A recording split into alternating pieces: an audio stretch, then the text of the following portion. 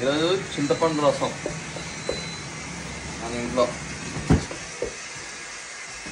ఎవరు తింటాడు? ఇక్కడ ఫోకస్.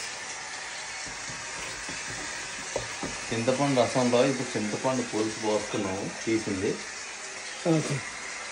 భయ్యా మీరు వస్తే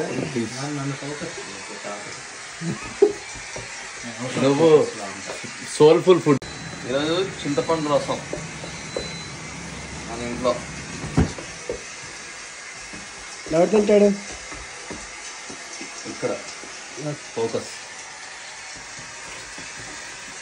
చింతపండు రసంలో ఇప్పుడు చింతపండు పులుసు పోస్తున్నాము, తీసింది.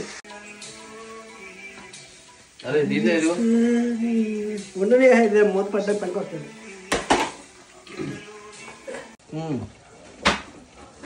ఏంటది? చింతపండు రసం. చింతపండు అది చింతపండు రసం అంటే పిసుగు.